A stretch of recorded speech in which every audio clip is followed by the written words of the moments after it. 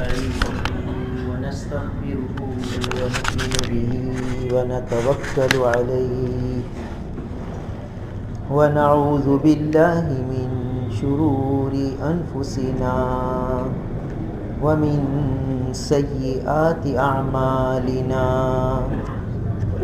من يهده الله فلا مضل له ومن يضلله فلا هادي له ونشهد أن لا إله إلا الله وحده لا شريك له ونشهد أن سيدنا وسندنا ونبينا وحبيبنا وحبيب ربنا وطبيبنا ومولانا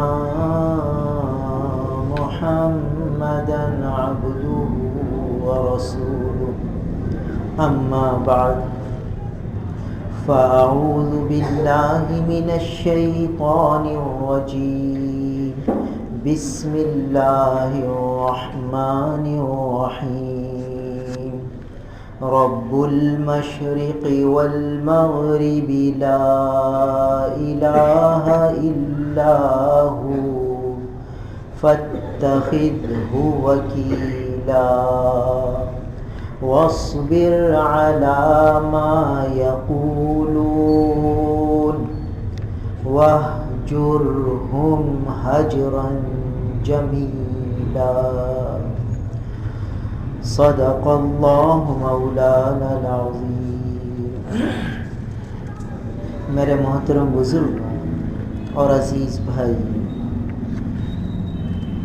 سورہ مزمل میں 10 حکم ہیں جن پر عمل کر لینے سے آدمی اللہ تعالیٰ کا مقرب اور محبوب بن جاتا ہے۔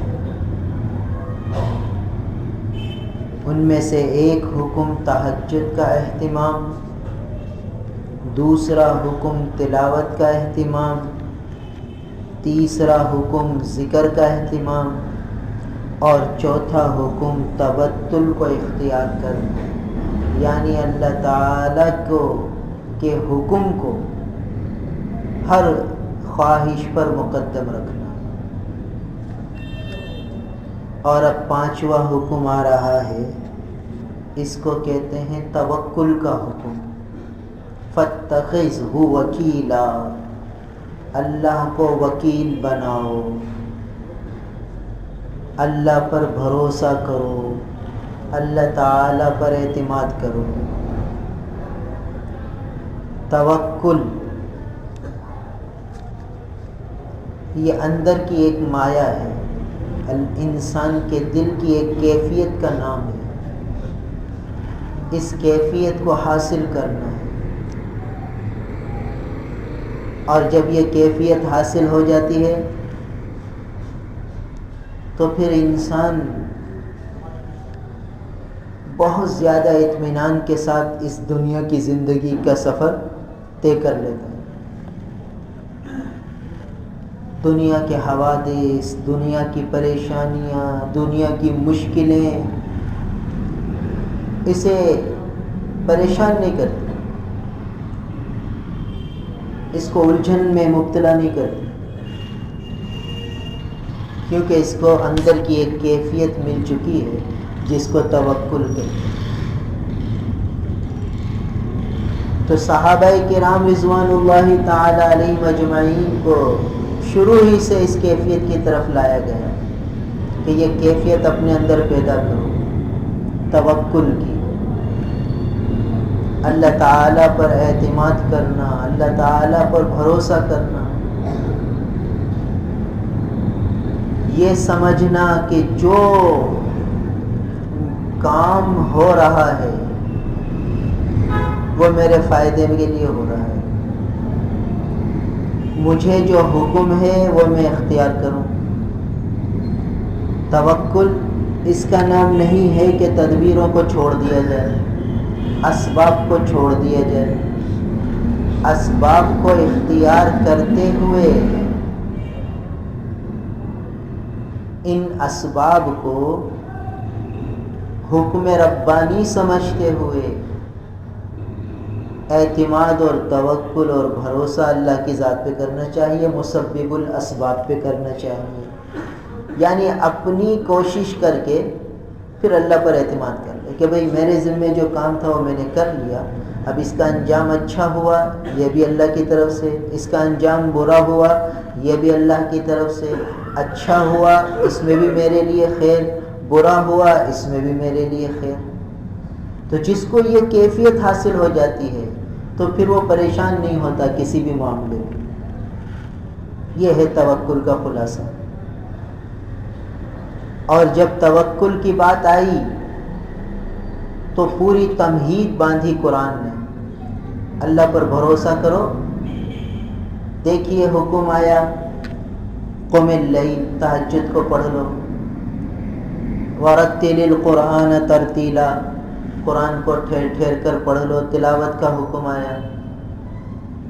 واذکر اسم ربک، اپنے رب کے نام کا ذکر کر، ذکر کا حکم آیا۔ اور وتبتل الیہ تبتیلا، تبتل کا حکم آیا۔ تو کوئی تمہید نہیں باندھی گئی، مگر جب توکل کا حکم آیا تو پہلے ایک تمہید باندھی گئی۔ کیا تمہید؟ رب المشرق والمغرب لا الہ الا ہو، رب المشرق والمغرب۔ کیوں یہ تمہید کیوں باندھی گئی؟ مفسرین فرماتے ہیں کہ اس لیے کہ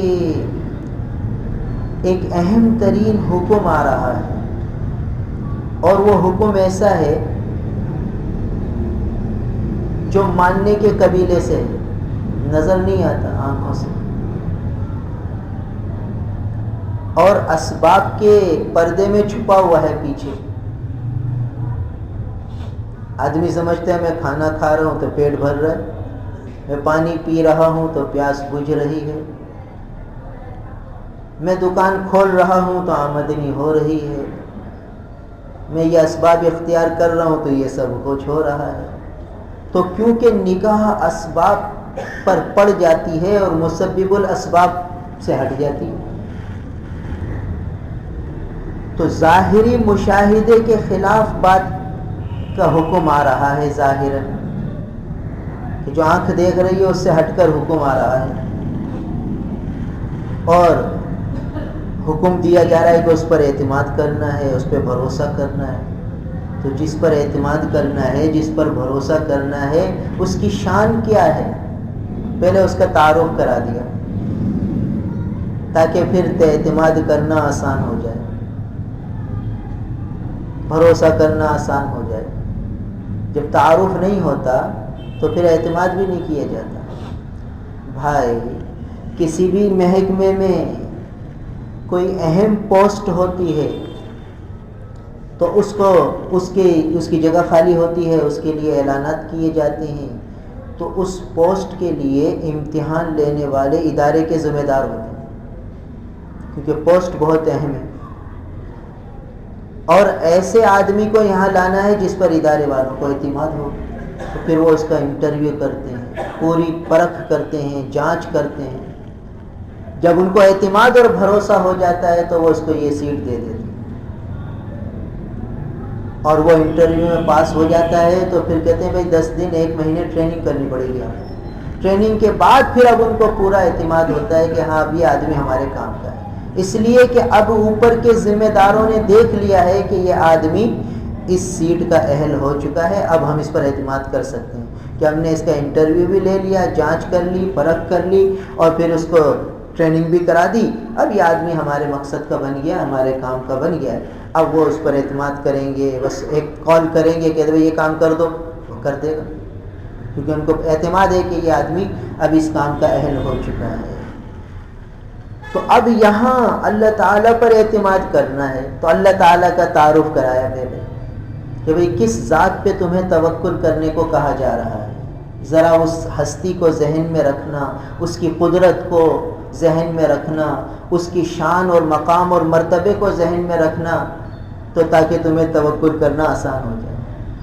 لہذا رب المشرق والمغرب لا الہ الا ہو، یہ پورا تعارف کرایا. اس کے بعد حکم آیا فاتخذہ، اس ہستی کو، اس شان والے کو، اس مقام والے کو وکیل بناؤ، اس پر اعتماد کرو، اس پر بھروسہ کرو. فاتخذہ وکیلا. اب اندازہ لگائیے جس ذات پہ ہمیں بھروسہ کرنے کا حکم دیا جا رہا ہے اس کا تعارف قرآن کرا رہا ہے. اور جب تعارف ہو جاتا ہے تو پھر اعتماد کرنا آسان ہوتا ہے، اور جب تک تعارف نہیں ہوتا تو آدمی اعتماد بھی نہیں کرتا. بھائی 100 روپے بھی کسی کو دیتے ہوئے ڈرتا ہے کہ بھئی 100 روپے مجھے فلاں آدمی کو دینے، تو جس کو پہچانتا ہے اس کو تو کہے گا یار یہ 100 روپے لے جا، اس کو دے دینا. جس کو نہیں پہچانتا اس کو 100 روپے بھی نہیں دیتا. خطرہ ہے کہ بھئی یہ 100 روپے کہیں گڑبڑ نہ کر دے، 10 روپے بھی نہیں دے گا. اعتماد والے پر اعتماد کیا جاتا ہے. تو یہاں جس سے تعارف ہوتا ہے، جس پہ شناسائی ہوتی ہے، جس سے پہچان ہوتی ہے، اس پر آدمی اعتماد کر لیتا ہے. تو اب قرآن نے بار بار اللہ تعالیٰ کا تعارف کرایا کہ اللہ کیسے ہیں، کیسی قدرت والے ہیں، کیسی شان والے ہیں، کیسی عظمت والے ہیں. اب ان کی شان، ان کی عظمت، ان کی قدرت کو مستحضر رکھو ذہن میں، پھر ہر معاملے میں بس انہی پر اعتماد کرو، انہی پہ بھروسہ کرو. فاتخذہ وکیلا، ان کو وکیل بناؤ. تو ہر معاملے میں اللہ تعالیٰ پر اعتماد کرنا، اللہ پر بھروسہ کرنا، یہ توکل کہلاتا ہے. اب تعارف کرایا رب المشرق، مشرق کا رب، یعنی مشرق میں جو کچھ ہو رہا ہے، جہاں سے تو سورج طلوع ہوتا ہے، اس مقام پر جو کچھ بھی ہوتا ہے اس کا رب وہ اللہ ہے. رب کس کو کہتے ہیں؟ رب کہتے ہیں کہ کسی چیز کو موقع بموقع، لمحہ بلمحہ اس کی ضرورت کو مہیا کرنے والا وہ رب ہوتا ہے. تربیت کرنے والا، جہاں جس چیز کی ضرورت ہو وہاں وہ چیز مہیا کر دے. دیکھیے بچہ جب ماں کے پیٹ سے آتا ہے تو اب رب کا نظام ربوبیت چلتا ہے. اب بچے کو کیا پتا کہ مجھے بھوک لگی ہے تو مجھے رونا ہے، چلانا ہے. اسے کون القاء کر رہا ہے کہ اب میں پیدا ہو چکا ہوں، اب میں روؤں گا تو میری ضرورت پوری ہوگی. کان میں درد ہوتا ہے تو روتا ہے، پیٹ میں درد ہوتا ہے تو روتا ہے، بھوک لگتی ہے تو روتا ہے. تو اب اسے رونا کس نے سکھا دیا؟ یہ ہے رب، کہ اس کے ذہن میں یہ بات القاء فرمائی کہ تمہیں اب یہ حرکت کرنی ہے تو تمہاری یہ ضرورت پوری ہوگی. اور اب بچہ جب روتا ہے تو ماں کے دل میں جو باتیں القاء ہو رہی ہیں وہ ہے رب، کہ ماں سمجھ جاتی ہے کہ اس وقت رونا پیٹ کے درد کی وجہ سے ہے، اس وقت رونا کان کے درد کی وجہ سے ہے، اس وقت کا رونا یہ بھوک کی وجہ سے ہے. یہ ماں کے دل میں اللہ ڈال رہے ہیں. یہ ہے نظام ربوبیت، کہ ماں کے دل میں ایک بات ڈال رہے ہیں. بچے کے چھوٹے سے دل میں، ایک دن کا بچہ، اس کا دل کتنا ہوگا، اس کا ذہن کیا ہوگا. یہ ہے ربوبیت، نظام ربوبیت. ایک شخص نے عجیب مثال دی کہ ایک آدمی نے مرغی پالی ہوئی تھی. اس نے مرغی کے انڈے رکھے ہوئے تھے، پھر اس کے ساتھ ایک بطخ کا انڈا رکھ دیا. کچھ دن ہوئے تو مرغی کے انڈوں سے مرغی کے بچے نکلے اور بطخ والے انڈے سے بطخ کا بچہ نکلا. اب یہ سارے چوزے مرغی کے پیچھے پیچھے، جہاں مرغی جائے وہاں یہ جائے. گھومتے گھومتے مرغی پہنچی پانی پر، تالاب پر. پانی کو دیکھ کر مرغی تو رک گئی، چوزے بھی رک گئے، مگر جو بطخ کا بچہ تھا وہ پانی میں کود گیا اور پانی میں چلنے لگا.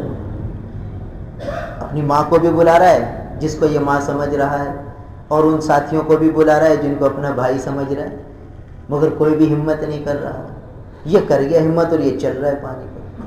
یہ ہے نظام ربوبیت کہ اتنے سے چوزے کے دل میں اللہ نے یہ بات ڈالی کہ اس پانی میں تم چل سکتے ہو، اور ان چوزوں کے دل میں ڈالی کہ تم نہیں جانا،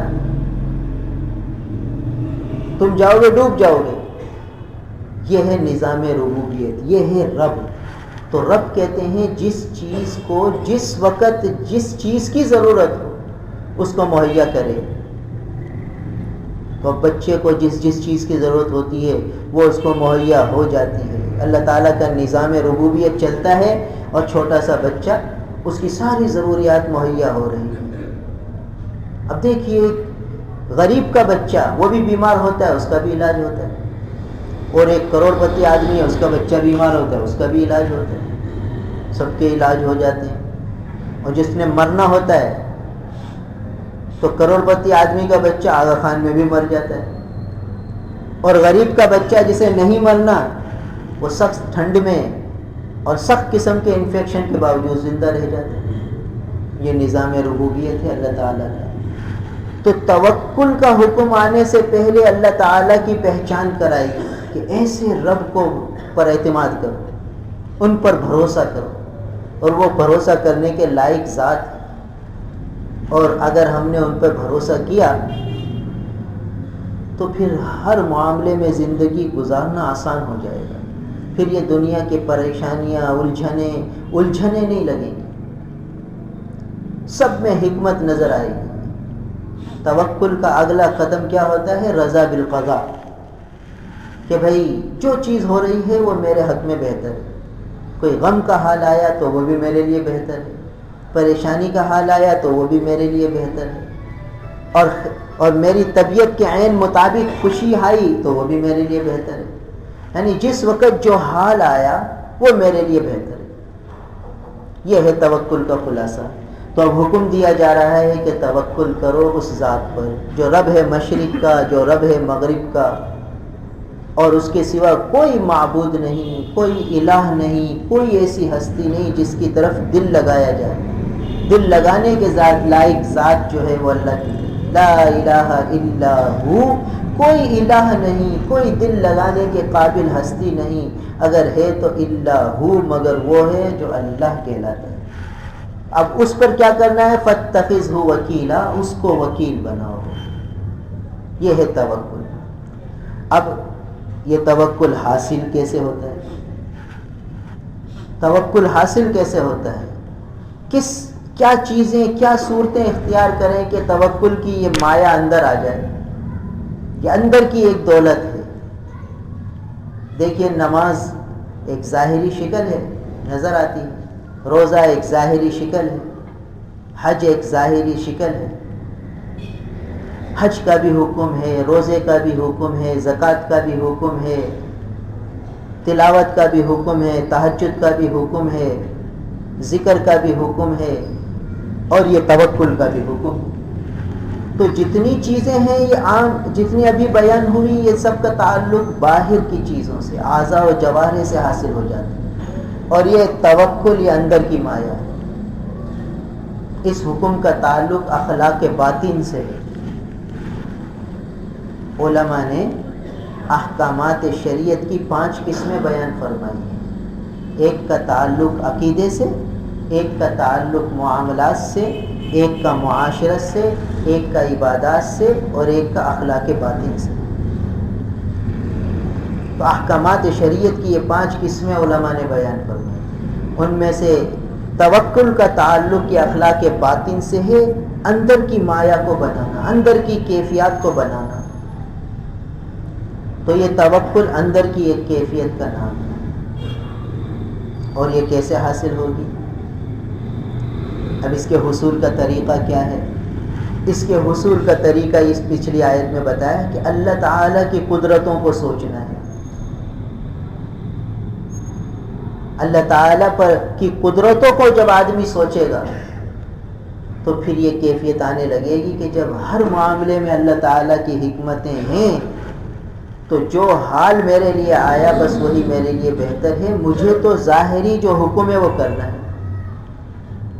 ایک جگہ اللہ کے محبوب نے فرمایا کہ غور سے سن لو، ان نفسا لن تموت حتی تستکمل رزقها، غور سے سن لو کہ کوئی انسان ہرگز نہیں مر سکتا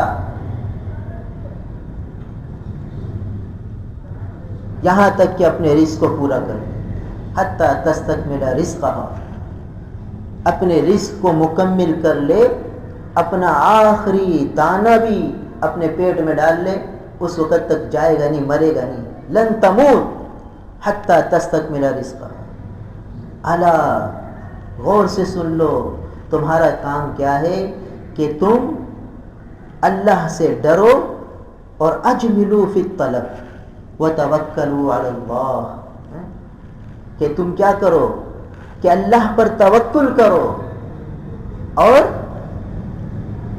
طلب میں، طلب معاش میں اجملو، اجمال کرو، کیا کرو؟ اجمال کرو، اختصار کرو، یعنی طلب میں ایسے مگن نہ ہو جاؤ کہ ہر آن، ہر گھڑی، ہر لمحے اسی طلب کی فکر میں ہو، احکامات کو پامال کرتے رہو۔ بس یہاں سے کافر اور مومن میں فرق ہو جاتا ہے۔ مومن کے لیے حکم یہ ہے کہ اجملوا فی الطلب، یہ نہیں فرمایا کہ اترکوا الطلب، طلب چھوڑ دو، طلب میں اختصار کرو اور فتوکل علی اللہ، اللہ پر بھروسہ کرو، اعتماد کرو اللہ پر، اور طلب میں اختصار سے کام لو، طلب کی ہر وقت دھن میں نہ رہو۔ کافر ہر وقت طلب میں رہتا ہے، اسباب کی بھول بھلائیوں میں گم ہو جاتا ہے، اور مومن وہ اسباب کی بھول بھلائیوں میں گم نہیں ہوتا، اسباب کو اسباب کے درجے میں رکھ کر استعمال کرتا ہے، اعتماد اللہ پہ کرتا ہے، کہتا ہے بس یہاں تک میرا کام تھا، اب اللہ کے ذمہ۔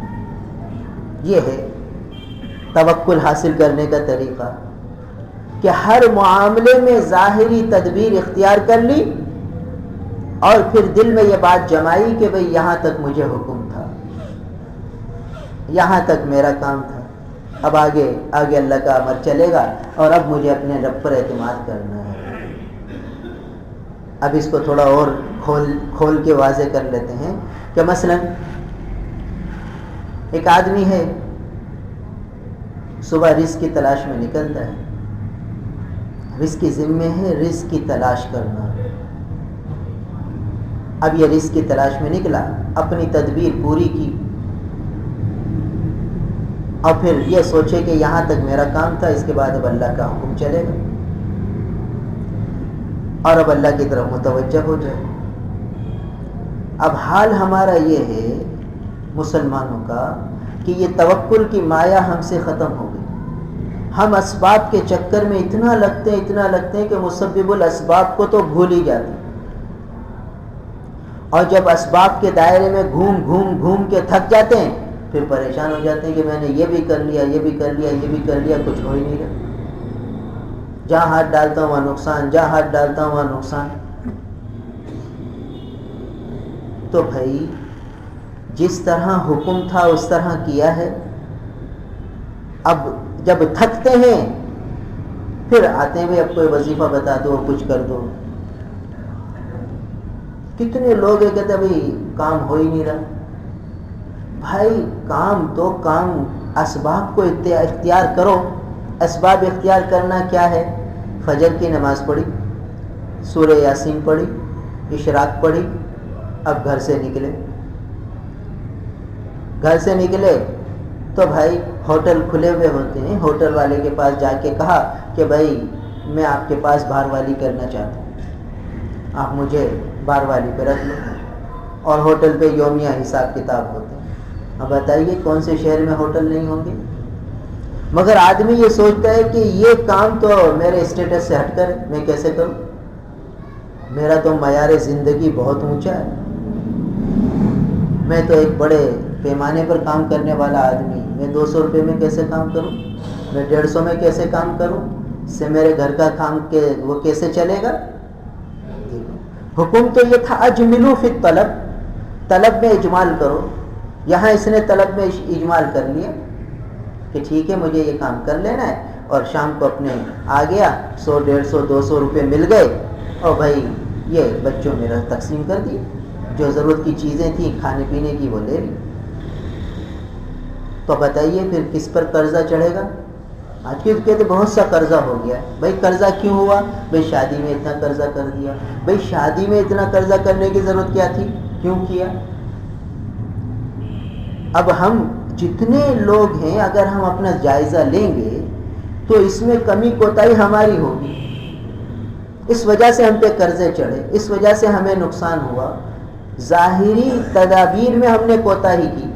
حکم تو یہ تھا اجملوا فی الطلب وتوکل علی اللہ، طلب میں اجمال کرو اور اللہ پہ بھروسہ کرو. اب طلب میں اجمال تو ہے نہیں، طلب میں تو بہت زیادہ اکثار ہے اور اعتماد کچھ نہیں اللہ کی ذات پہ، تو پھر پریشان ہوتی. ایک روایت میں آتا ہے جس کا مفہوم ہے کہ جب بندہ اللہ پہ بھروسہ کرتا ہے تو اللہ تعالیٰ اس کے لیے آسانیاں پیدا کر دیتے ہیں، اور جو اسباب کے چکروں میں رہتا ہے تو پھر اللہ تعالیٰ اس کو اسی کے حوالے کر دیتے ہیں. پھر وہ اسی میں بھٹکتا رہتا ہے، کبھی ادھر کبھی ادھر، کبھی ادھر کبھی ادھر، اسی میں پریشان ہوتا رہتا ہے. تو جتنے اللہ کے نیک بندے گزرے ان کے پاس یہ توکل کی مایا تھی. جب توکل کی مایا آ جاتی ہے، اللہ پر اعتماد اور بھروسہ آ جاتا ہے، تو پھر آدمی رزق کے معاملے میں پریشان نہیں ہوتا. ایک بزرگ کا قصہ لکھا ہے کہ وہ لکڑیاں چنتے تھے. اللہ کے محبوب نے بھی طریقہ سکھایا. ایک حدیث یاد آ گئی کہ ایک صحابی آئے اللہ کے رسول صلی اللہ علیہ وسلم کے پاس اور ہاتھ پھیلایا، سوال کیا. اللہ کے رسول نے انہیں کچھ دے دیا. دوسرے موقع پر پھر آئے تو اس پر فرمایا جس کا مفہوم ہے کہ بھئی یہ تم بار بار سوال کرتے ہو، یہ تو اچھی بات نہیں ہے، تمہارے پاس کیا چیز ہے؟ انہوں نے کہا کوئی چیز نہیں ہے. فرمایا جاؤ دیکھ کر آؤ. تو کہا یا رسول اللہ یہ میری چادر ہے. کہا ٹھیک ہے، اور اس کی بولی لگوائی. بھئی یہ چادر کون خریدے گا؟ ایک نے کہہ دیا کہ بھئی میں خرید لوں گا. دو درہم کی بک گئی. اب 2 درہم کی وہ چادر بکی. اللہ کے رسول صلی اللہ علیہ وسلم نے ایک کلہاڑی منگائی جس سے درخت کاٹتے ہیں، ایک رسی، اور کہا جاؤ محنت کرو. اب اسے رسی بھی دے دی اور کلہاڑی بھی دے دی اسی کی رقم سے. وہ گیا اور لکڑیاں کاٹتا تھا بیچتا تھا، لکڑیاں کاٹتا تھا بیچتا تھا. اور کچھ عرصے بعد اللہ کے رسول کے پاس آیا، کہنے لگا اللہ کے رسول اللہ نے بہت آسانی فرما دی، اور اب میں کسی سے سوال نہیں کروں گا. دیکھیے اسے کام پہ ڈالا. آج جو 10 سال پہلے مانگنے آتا تھا آج بھی مانگنے آ رہا ہے. 10 سال پہلے بھی مانگتا تھا آج بھی مانگ رہا ہے. تو ہم تو ہر سال آتے ہیں، ہر سال زکوٰۃ لینے آ جاتے ہیں. کیوں؟ اس لیے کہ وہ اسباب جس کے اختیار کرنے کا حکم تھا اور جس طرح حکم تھا وہ تو اس نے اختیار کیا نہیں. اس کی تو مانگنے کی لت پڑ گئی، عادت پڑ گئی. بس اس کو تو پتہ ہے کہ بھئی رمضان میں مجھے اتنا جمع کرنا ہے اور اس طریقے سے میں اپنی یہ ساری خواہشات پوری کروں گا. تو خواہشات پوری کرنے کے چکروں میں ہم مبتلا ہیں اور توکل کی صفت سے محروم ہیں. تو وہ لکڑہارے جاتے تھے اور لکڑیاں کاٹ کے بیچ دیتے تھے، اور چند درہم کی لکڑیاں چند پیسوں کی لکڑیاں بیچتے تھے. اس میں سے 1 پیسہ پھر وہ صدقہ کر دیتے تھے، 1 پیسہ گھر والوں کو دے دیتے تھے، اور پھر جا کے دوبارہ محنت کرتے تھے. اب ان کی لکڑیوں میں ایسی برکت تھی کہ پہلے سے لوگ منتظر ہوتے تھے کہ بھئی یہ صاحب آئیں گے تو ہم ان سے ہی خریدیں گے.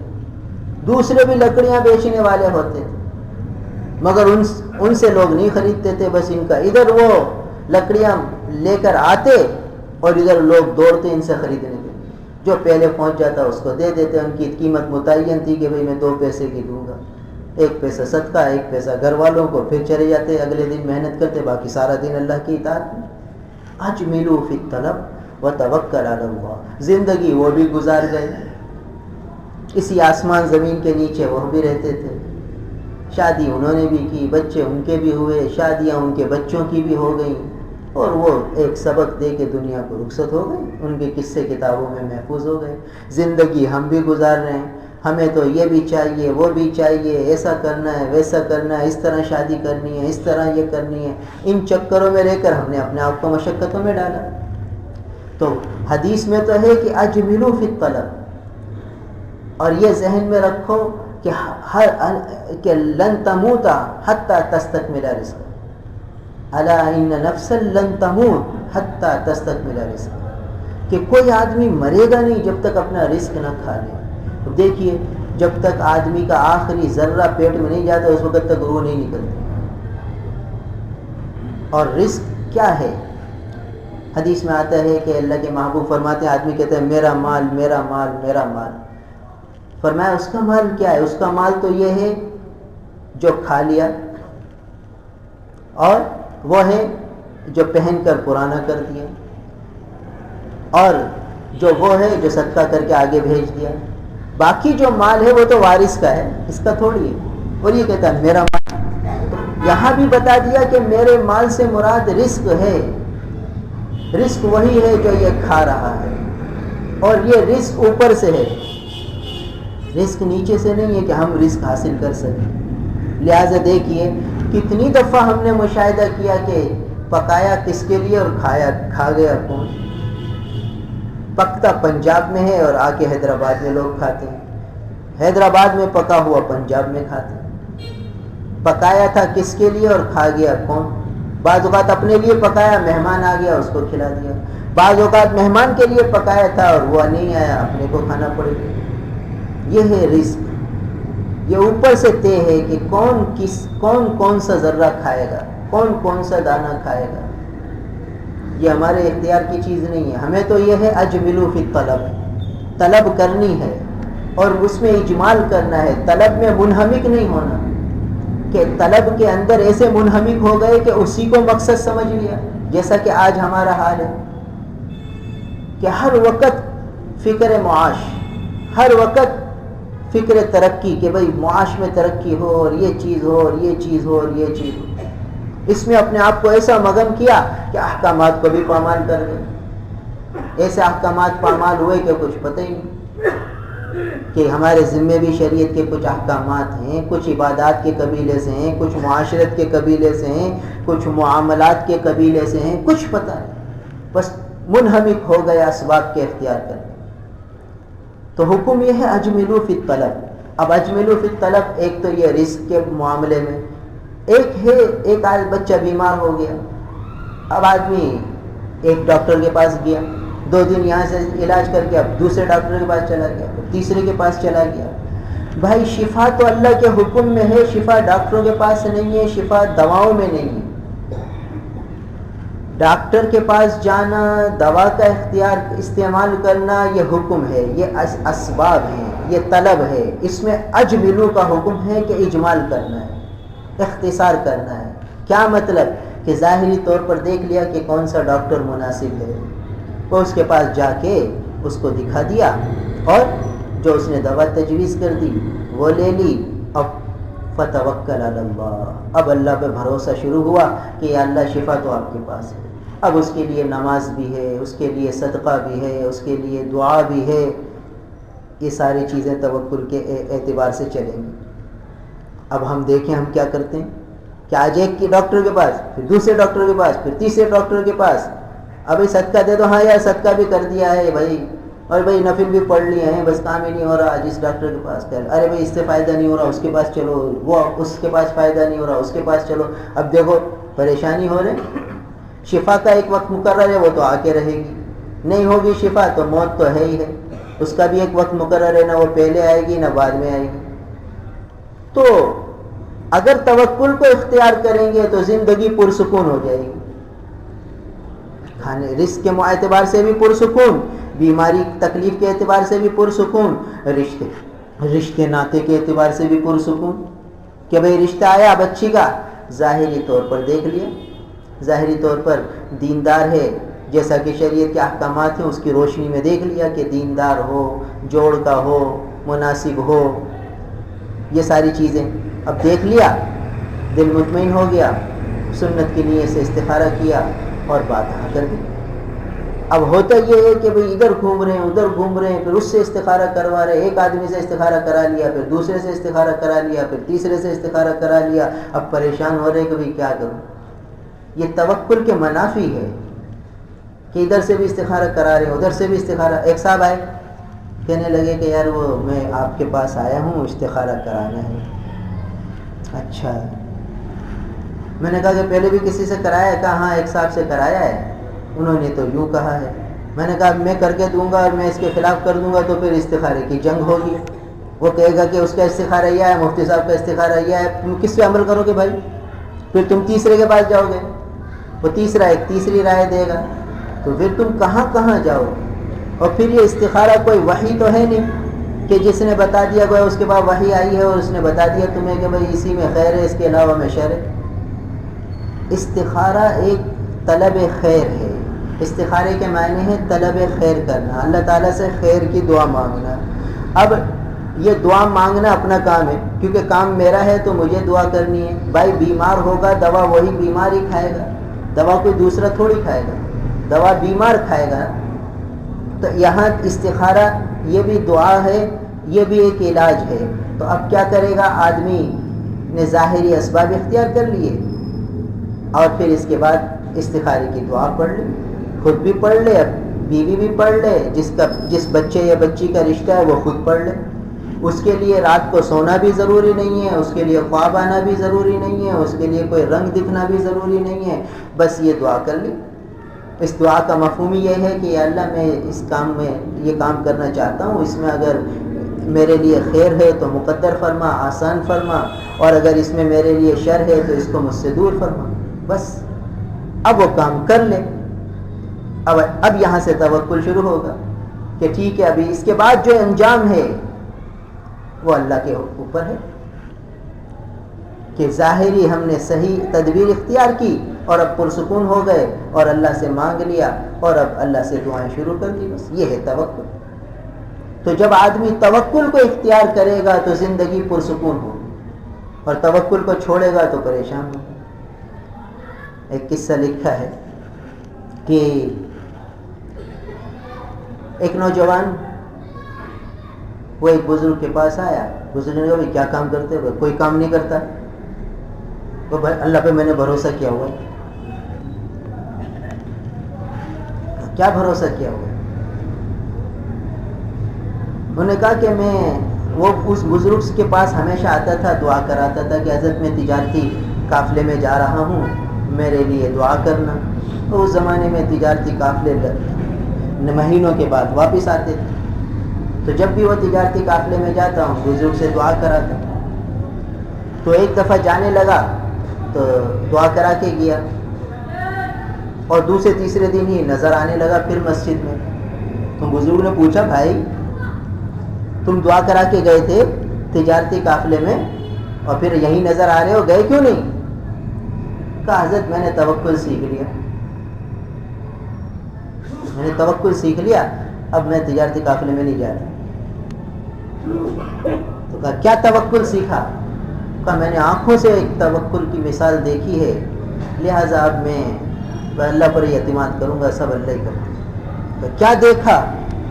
کہا جب میں یہ قافلے میں چلا تجارتی قافلے میں تو ایک جگہ ہماری منزل ہوئی، ہم نے پڑاؤ ڈالا، تو میں نے دیکھا کہ شام کا وقت ہے، ایک درخت پہ ایک چڑیا اڑ کر آتی ہے اور ایک درخت پہ بیٹھتی ہے، پھر اڑ کر چلی جاتی ہے، پھر آتی ہے، پھر چلی جاتی ہے، پھر آتی ہے۔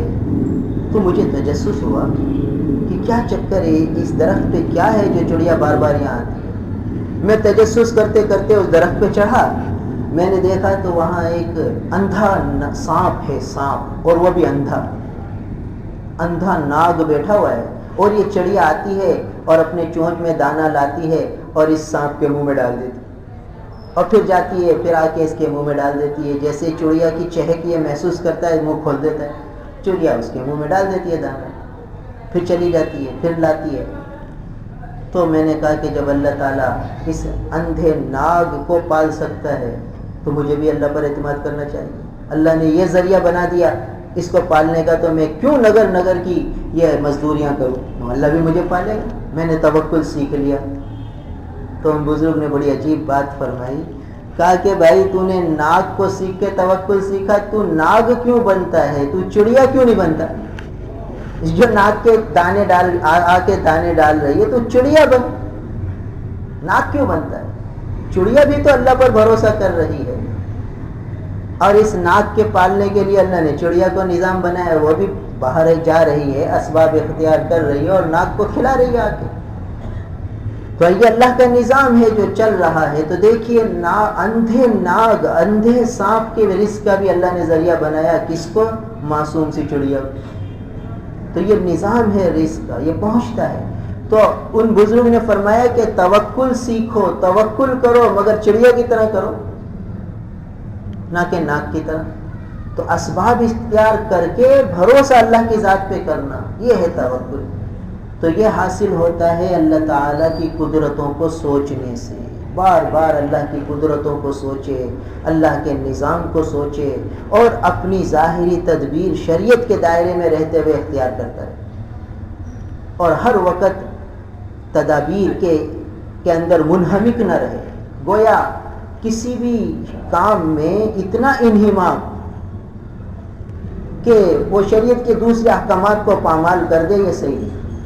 دیکھیے بعض لوگ تجارت میں اتنے منہمک ہوتے ہیں کہ انہیں بیوی بچوں کی پرواہ نہیں ہوتی، وہ تجارت میں اتنے لگے ہوئے ہیں کہ بس وہ کہہ رہے بھائی بیوی بچوں کا پیٹ پالنا بھی عبادت ہے، بھائی ان کا پیٹ پالنا عبادت ہے، تو اس کے ساتھ ان کی کوئی دوسری ضروریات بھی ہیں، ان کے ساتھ بیٹھنا، ان کے دین کی فکر کرنا، وہ کس طرف جا رہے ہیں، یہ بھی تو تمہاری ذمہ داری ہے۔